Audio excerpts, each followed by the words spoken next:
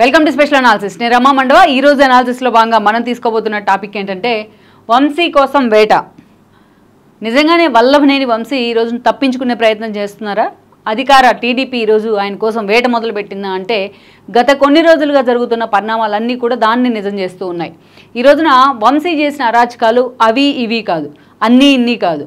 ఈ రోజున చూసినట్లయితే మనం పూర్తి స్థాయిలో వంశీ కేవలం చంద్రబాబు నాయుడు మీదో, ఆయన ఫ్యామిలీ మీదో, లేకుంటే ఎవరైతే చంద్రబాబు నాయుడు వైఫ్ అయిన భువనేశ్వర్ మీదో చేసిన కామెంట్స్ అయితే ఇప్పటికీ టీడీపీ శ్రేణులు రగిలిపోతూనే ఉన్నాయి. అలాంటి కామెంట్స్, ఆ స్థాయిలో డెరిగేటరీ కామెంట్స్, తాను ఎమ్మెల్యేను అది ఒక చట్టసభ అన్న సిచ్యువేషన్ కూడా మరిచి వంశీ చేసిన కామెంట్స్ని నాకు తెలిసి ఆయన ఇంట్లో కుటుంబ సభ్యులు కూడా హర్షించి ఉండరు.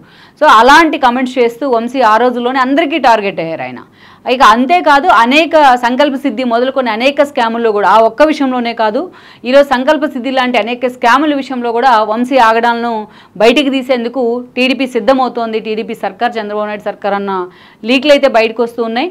ఈవెన్గా దీనికి సంబంధించి ఎప్పుడైనా సరే కొడాలి నాని టాపిక్ కానీ వంశీ టాపిక్ కానీ వస్తే టీడీపీ శ్రేణుల నుంచి, అదేవిధంగా టీడీపీ కింద స్థాయి క్యాడర్ నుంచి ఫస్ట్ ముందుగా వచ్చే క్వశ్చన్ ఏంటంటే వాళ్ళిద్దరిని ఎప్పుడు టార్గెట్ చేసినా, వాళ్ళిద్దరిని ఎప్పుడు శిక్షించబోతున్నారు వాళ్ళు చేసిన తప్పులకి అనేసి. ఎందుకంటే సివిల్ సప్లైస్ మంత్రి హోదాలో ఈరోజు ఎన్ని స్కాములు జరిగాయి అనేది ఒక్కొక్కటిగా నాదెండ్ల మనోహర్ లాంటి వాళ్ళు వెలికి తీస్తూ ఉన్నారు.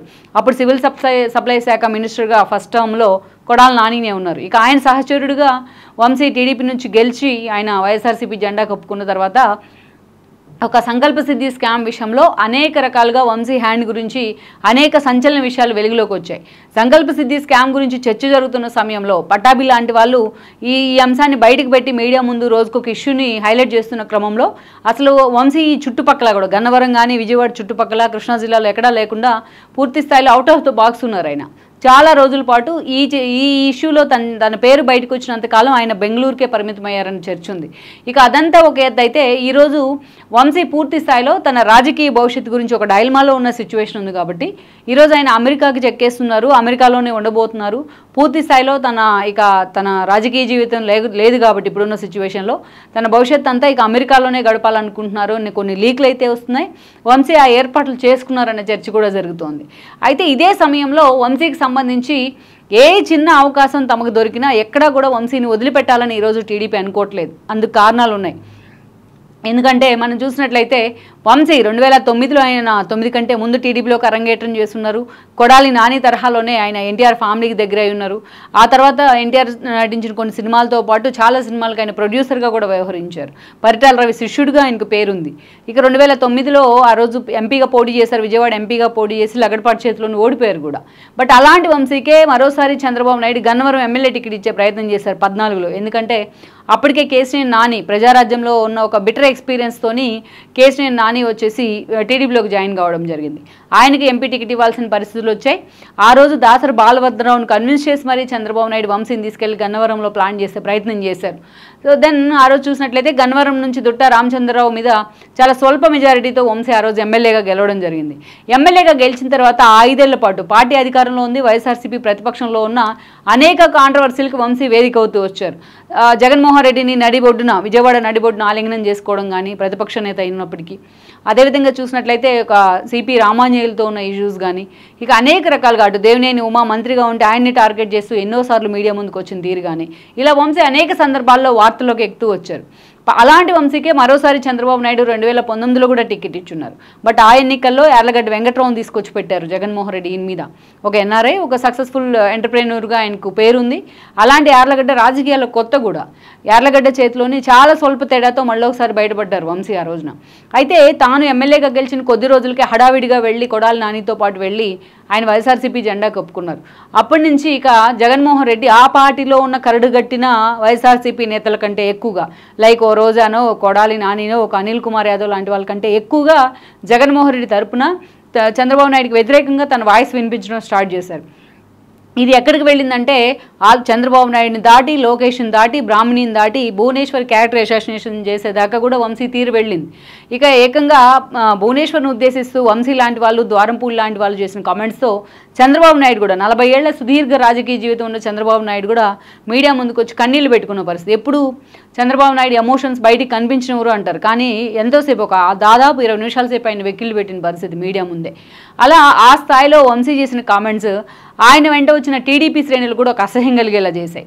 ఇక అంతేకాదు, ఇక కాన్స్టిట్యున్సీలో అటు దుట్టా వర్గం, దుట్టా అల్లుడైన శోభరత్ రెడ్డి లాంటి వాళ్ళు ఆయన వ్యతిరేకిస్తూ వచ్చారు డే 1 నుంచి. ఇక ఆ తర్వాత చూసినట్లయితే యార్లగడ్డ వెంకట్రావు లాంటి వాళ్ళు వంశీ ఉంటే పార్టీలో తనకి టికెట్ లేదంటూ కూడా యార్లగడ్డ వెంకట్రావు లాంటి వాళ్ళు ఈయన మీద తిరుగుబాటు జెండా ఎగిరేశారు. అలా మనం చూసినట్లయితే వంశీకి అన్ని రకాల ఒక ముప్పేట దాడైతే జరిగింది గన్నవరంలో. ఆ ఫ్రస్ట్రేషన్లోనే ఆయన లోకేష్ని, ఆయన పుట్టుకని ఉద్దేశిస్తూ అనేక కామెంట్స్ చేస్తూ వార్తల్లోకి ఎక్కున్నారు కాంట్రవర్సీగా. ఇక అట్ ద సేమ్ టైం అటు వాళ్ళని టార్గెట్ చేస్తూనే లోకేష్ను, చంద్రబాబు నాయుడును అనేక సార్లు జూనియర్ ఎన్టీఆర్ను ఓన్ చేసుకునేందుకు అటు వంశీ కానీ ఇటు కొడాలి నాని కానీ ప్రయత్నించేవాళ్ళు. ఎందుకంటే వాళ్ళ ద్వారానే తమకు టికెట్ వచ్చింది కాబట్టి. ఇక మొన్నటి ఎన్నికల సమయంలో యార్లగడ్డ వంశీ మీద తిరుగుబాటు జెండా ఎగరేయడం, ఆ పార్టీ నుంచి బయటికి రావడం, టీడీపీ ఆయనకి రెడ్ కార్పెట్ వచ్చింది, టికెట్ ఇచ్చింది. ఈరోజు మొత్తం ఓవరాల్గా కూటమి వేవ్లోని యార్లగడ్డ వెంకట్రావు భారీ మెజారిటీతోని వంశీ మీద గెలవడం జరిగింది. ఈరోజు వంశీ ఓడిపోయినారు. యాక్చువల్గా జగన్మోహన్ రెడ్డి ఆయన ఎంపీ టికెట్ మీద కూడా వెళ్ళమన్నారు విజయవాడకు, కానీ వంశీ సస్మేరా అంటంతో గన్నవరం టికెటే ఇవ్వడం జరిగింది.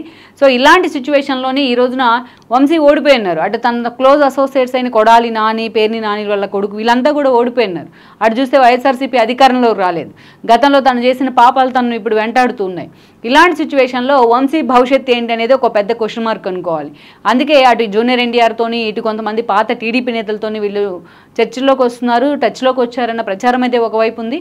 మరోవైపు మాత్రం ఇక్కడ ఒకటి అందరూ అండర్లైన్ చేసిన అంశం ఏంటంటే, తన తల్లిని అవమానించి తన పార్టీనన్నా ఇంకొకరినన్నా ఇంకోటన్నా మేము మళ్ళీ రీవ్యాంప్ అయ్యే ప్రయత్నం చేశాం, కానీ తన తల్లిని బూతులు తిట్టిన వాళ్ళని ఎవరిని వదిలిపెట్టినట్టు కూడా లోకేష్ మాట్లాడారు.